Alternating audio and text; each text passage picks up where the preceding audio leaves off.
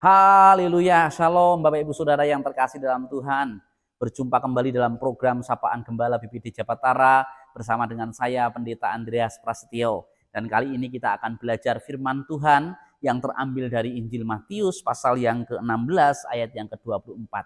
Tapi sebelum itu, mari kita datang kepada Tuhan, mohon pimpinan Tuhan. Di dalam nama Yesus kami akan merenungkan firman-Mu, berkati pemberitaan firman. Kali ini ya Tuhan, kuasa-Mu dinyatakan, kehendak-Mu dinyatakan, dan buat kami mengerti serta melakukannya sehingga hidup kami diubahkan. Terima kasih Tuhan, dalam nama Yesus, haleluya, amin. Firman Tuhan dari Injil Matius 16 ayat 24 berkata, lalu Yesus berkata kepada murid-muridnya, setiap orang yang mau mengikut aku, ia harus menyangkal dirinya, memikul salibnya, dan mengikut aku. Menjadi pengikut Kristus yang setia atau menjadi murid Yesus yang setia adalah kerinduan Tuhan, adalah sasaran Tuhan terhadap semua orang. Karena itulah yang terkandung di dalam amanat agung Tuhan. Di dalam Injil Matius 28 ayat yang ke-19. Jadikanlah semua bangsa muridku. Menjadi murid yang setia tentu akan berdampak kepada sebuah kehidupan yang diubahkan. Kalau kita memperhatikan secara kehidupan kita yang nyata ini, murid-murid yang berprestasi, murid-murid yang memiliki kemampuan adalah mereka yang tentu dengan setia mengerjakan tugas dan tanggung jawabnya. Tidak selalu menyenangkan, tetapi hal yang tidak menyenangkan pun mereka bisa melewati proses itu. Kehidupan di dalam Tuhan tidak selalu menyenangkan, tidak selalu juga menyusahkan, tapi menjadi penting bagaimana kita mengatasi tantangan-tantangan iman, perlombaan-perlombaan iman, sehingga kita mencapai kepada kedewasaan iman yang membawa pelipat gandaan menjadi murid yang setia dan memuridkan. Itu adalah kesukaan hati Tuhan, dan Tuhan mau pakai setiap kita saat ini. Dan kita sedang ada dalam posisi yang mana? Firman Tuhan mengingatkan kita. Hal yang pertama dari apa yang kita baca dari Injil Matius pasal yang ke-16 ayat yang ke-13 sampai dengan ayat yang ke-20 memberikan sebuah pengertian penting. Bagaimana kita menjadi murid yang setia? Yang pertama dimulai dari pengetahuan dan pengenalan yang benar akan Kristus. Yesus bertanya kepada murid-muridnya, kata orang siapa aku ini? Ya, ada yang menjawab Elia, ada yang menjawab Yeremia, ada yang menjawab nabi-nabi yang akan datang. Tetapi pengakuan Petrus di sana dikatakan, engkau adalah Mesias, anak Allah yang hidup. Ini menentukan, sudah. Ini menjadi dasar bagaimana kita menjadi murid yang setia. Ketika kita memiliki pengenalan dan pengetahuan yang benar tentang Kristus, akan membuat kita terus mampu mengiring Dia. Iya, karena itu memiliki pengertian yang benar akan Kristus. Jangan berdasarkan perspektif manusia. Orang Saduki, orang Farisi ingin mengenal tentang Mesias itu, dan dia meminta tanda. Tapi Kristus berkata, tidak akan diberikan tanda selain tanda Yunus. Nah, pengajaran-pengajaran di dunia ini banyak yang berorientasi kepada manusia.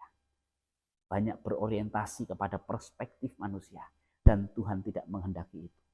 Kenapa Tuhan menghendaki? Terbukti di dalam ayat yang ke-23 dari Injil Yohanes pasal 16 ini.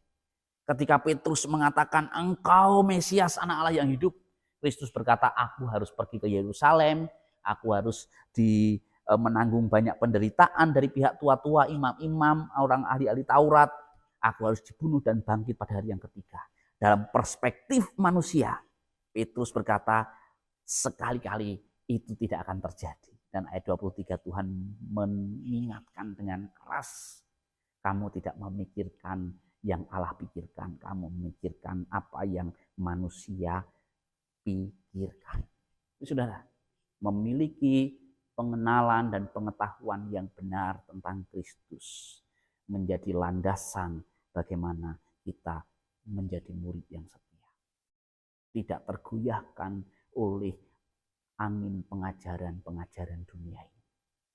Kita dapat memilah, kita dapat mengambil sikap untuk hidup di dalam kehendaknya yang sempurna. Amin, saudara. Yang kedua, Yesus berkata, setiap orang yang mau. Ini menjadi sebuah penegasan untuk orang memiliki keinginan yang kuat di dalam mengiring Tuhan. Dia harus memiliki keinginan yang kuat. Yang Tuhan katakan di sini, yang mau, setiap orang yang mau. Kata yang mau di sana memberikan penegasan, memiliki keinginan yang terus-menerus ada dalam dirinya untuk berjalan bersama dengan Kristus, untuk mengiring Kristus, untuk mengikuti Kristus. Dan keinginan yang kuat ini tidak serta-merta ada dalam diri seseorang.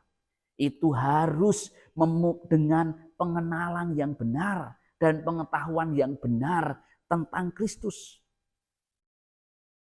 Karena itu, ketika kita memiliki pengenalan yang benar, pengetahuan yang benar, maka itu akan menghasilkan keinginan yang kuat. Kenapa keinginan yang kuat ada dalam diri kita? Karena kita meyakini di luar Kristus kita tidak dapat berbuat apa-apa. Di luar Kristus hanyalah kesia-siaan. Di dalam Kristuslah ada pengharapan. Di dalam Kristuslah ada jawaban. Di dalam Kristuslah ada kelegaan. Amin. Tapi kalau kita masih berpikir, masih memiliki pengetahuan atau hati ini masih condong di luar Kristus, ada jawaban di luar Kristus, ada jalan keluar, maka pasti kita tidak akan memiliki keinginan yang kuat. Karena itu Tuhan memberikan penegasan penting. Kau harus memiliki keinginan yang kuat. Petrus tidak mutung. Petrus tidak marah. Petrus tidak mundur, tidak kecewa ketika dia ditegur dengan keras. Kenapa? Karena pengakuan dan pengenalannya benar akan Allah, akan Yesus, saudara. Sehingga jangan hanya pengetahuan dan pengenalan yang benar, tapi juga harus memiliki keinginan yang kuat di dalam mengiring Tuhan. Kalau kita memiliki pengetahuan yang benar dan pengenalan yang benar, harusnya keinginan kita kuat dalam mengikuti Yesus. Ada cobaan, ada tantangan, ada hambatan, ada resiko di dalam menjadi murid Kristus. Jangan menyerah. Karena itu, yang ketiga, Yesus memberikan perintah. Setelah dia memberikan penegasan setiap orang yang mau mengikut aku, ya, maka dikatakan, ia harus, sebuah perintah yang melengkapi untuk menjadi murid yang setia, menjadi tanggung jawab yang tidak bisa diabaikan, yang tidak boleh diabaikan. Ia harus perintah yang harus ada dalam kita menjalani hidup di dalam Tuhan. Perintah yang Tuhan mau, kita harus menyangkal diri kita. Ia harus menyangkal dirinya. Kata dirinya ini dikatakan, ia harus menolak keinginan manusia dagingnya setelah mengiring Yesus. Karena keinginan daging bertentangan dengan keinginan roh. Roma 8 ayat yang ke-5-6. Keinginan daging adalah kebinasaan, tetapi keinginan roh adalah hidup yang kekal. Tuhan berkata, ia harus menyangkal. Perintah yang pertama adalah kita harus berani menolak, menampikkan keinginan-keinginan daging kita yang tidak sesuai dengan kehendak dan perintah Tuhan. Mengiring Tuhan, punya pengetahuan, pengenalan yang benar, punya kemauan yang kuat, tetapi ketika kita salah di dalam memandang sesuatu, diingatkan sesuai firman Tuhan, jangan mutung. Jangan mundur. Jangan berdalih. Tetapi milikilah kerendahan hati. Apa? Firman Tuhan berkata, siapa yang meninggikan diri akan direndahkan, siapa yang merendahkan diri akan ditinggikan. Belajar dari sikap itu seperti Daud. Ketika Daud dimaki-maki oleh Simei, ya, dikata-katain oleh Simei, dia berkata, ya kalau itu dari Tuhan, aku harus melawan seperti apa? Mungkin kita merasa dengan pengetahuan dan kemauan kita sudah melakukan yang benar. Tapi ketika kita diingatkan, ketika kita dibawa untuk berkaca sesuai firman Tuhan, memang ada yang salah. Seperti Petrus, secara perspektif manusia Petrus berkata benar. Sekali-kali itu tidak akan menimpa engkau, tapi dalam perspektif Tuhan berbeda. Mungkin kita dalam bertindak oleh pengetahuan dan kemauan yang kuat, agak sedikit melenceng. Kalau diingatkan jangan ngutung, kalau diingatkan jangan memegahkan diri, tapi menyangkal diri. Tidak mengikuti keinginan daging, tidak mengikuti keinginan manusiawi kita yang lama, tapi kita harus mengikuti keinginan Tuhan. Kalau itu sesuai firman Tuhan, maka kita harus tunduk. Itulah menyangkal diri, menolak naluri manusia. Kalau dicubit balas cubit, ya. Kalau dimaki ganti maki. No, harus rendah hati. Memikul salib, mengambil alih. Kalau semuanya itu karena kesalahan, karena tindakan manusia daging kita, sehingga kita memiliki risiko, jangan menyalahkan Tuhan.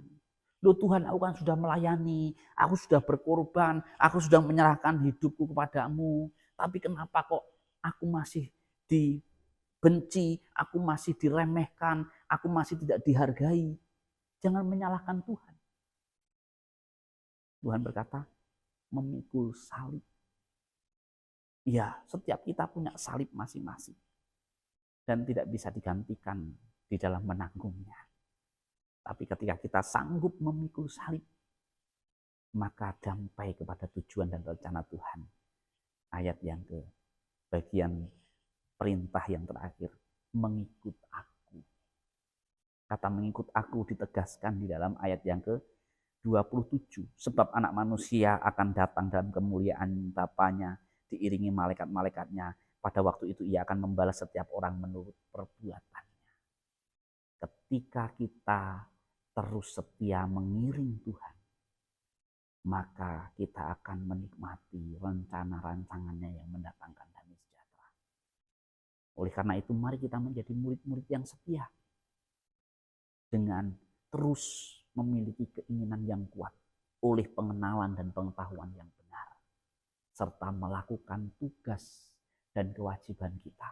Jangan kita mengikuti keinginan manusia daging kita, tapi kita harus sanggup menanggung segala konsekuensi bagian dari memikul salib tadi, sambil terus mengiring Tuhan. Karena ada waktunya kita mengalami rencananya yang sempurna. Amin, Pak Saudara. Oleh karena itu, biarlah kiranya firman Tuhan ini mengingatkan kita. Jangan pernah kendor, jangan pernah menyerah, tapi teruslah setia mengiring Tuhan. Oleh pengenalanmu yang benar tentang Allah, oleh menghasilkan kemauan, hasrat yang mendalam sehingga tidak mudah menyerah, serta berani untuk menyangkal diri pikul salib supaya tetap mengiring Tuhan sampai kepada rencananya yang sempurna tergenapi atas hidup kita. Puji nama Tuhan. Tuhan Yesus memberkati. Shalom.